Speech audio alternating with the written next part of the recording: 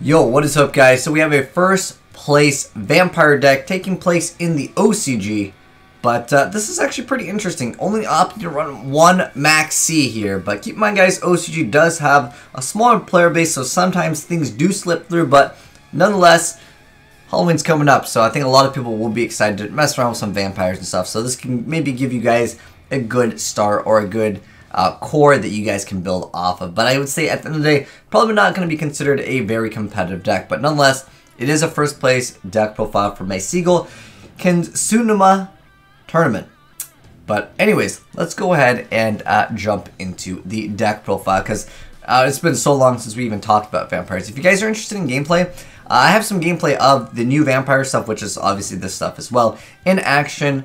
I'll go ahead and link that video down below in the pinned comment section. So if you guys want to see how this deck kind of plays, you guys can get a good idea. It's not the exact same build, obviously, because of OCG, and this was actually a few months back.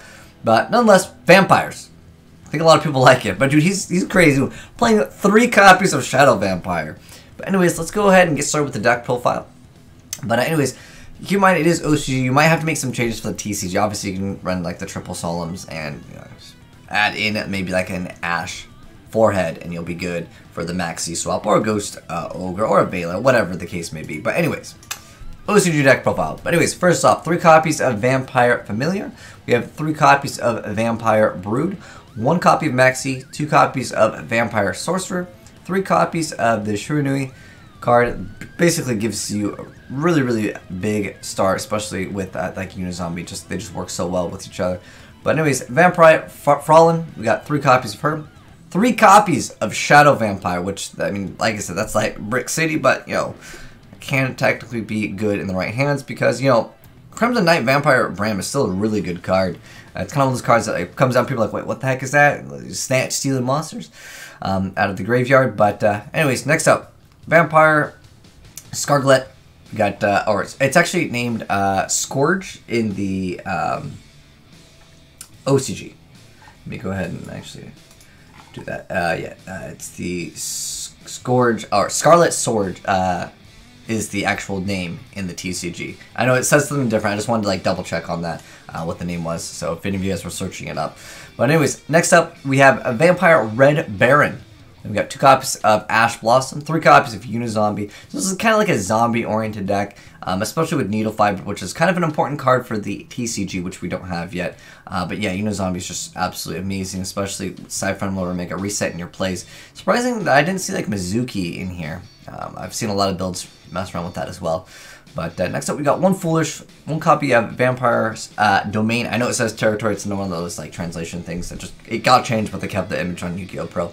Next up, we have 2 copies of Vampire Awake. So let's just try to just get one out of the deck. You lose it during the end phase, but it doesn't really matter because you're going to be going to like Vampire Sucker and then Vampire Brand. Or more than likely, you can just go straight into other cards like Needle Fiber and continue from there.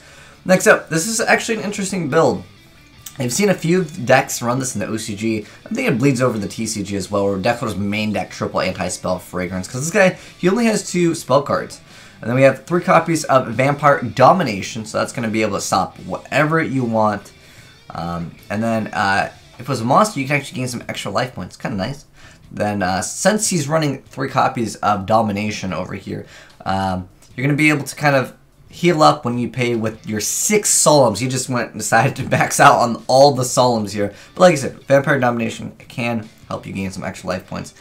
But for the extra deck, he decided to go with 1 Red Wyvern, 1 Clearing Synchro, 1 Omega. In the TCG, I believe we can still play multiple copies of. You can definitely run 2 copies of Omega. Like, that card is absolutely amazing. In fact, well, we don't have Needle Fiber still, so there you go. But anyways, we got the Crystron, level 9 Synchro. Now I'm going to try to pronounce that card. Then we got the Wonder Magician. It's just a card that people go into to potentially just pop a back row with Needle Fiber. Really good. And then whenever it's destroyed, you're going to draw a card too. Pretty nice. Coral Dragon. And then we got the Vampire Bram. Very, very common card to go into. Also, El Dampier. This card is actually really good as well. Especially with the Vampire Sucker, which we're playing 2 copies of. But we got 1 copy of Link Karibo. Got Needle Fiber, Phoenix, Unicorn, and Griffin. Really, really good stuff for being able to target a spell trap card in your graveyard and set it to your field. Which is usually going to be the Vampire Domination, I would say. I mean, it negates anything, and you can, if you've already used one, you're already kind of like ahead in the game. But yeah, that was really cool. I was really surprised to see a deck. Now, keep in mind, guys, it's not like a very large-scale tournament. And again, I don't consider this a very meta deck. But I know that no one has talked about vampires, and I like covering obscure things. And it's cool to see sometimes people are still playing decks that people wouldn't consider viable. And it did get first place at, again, it was the Seagull Kesennuma shop tournament that they had. But anyways, that's it for the deck profile, guys. Let me know what you thought of it. Do you guys think that this build is good? If you guys want to see gameplay, like I said in the pinned comment, I'll put some gameplay so you guys can maybe get an idea of how the deck runs, because basically it's going to be, most of the time, it's like some of the same concepts. Although this build, a little bit different, like I said, because of OCG.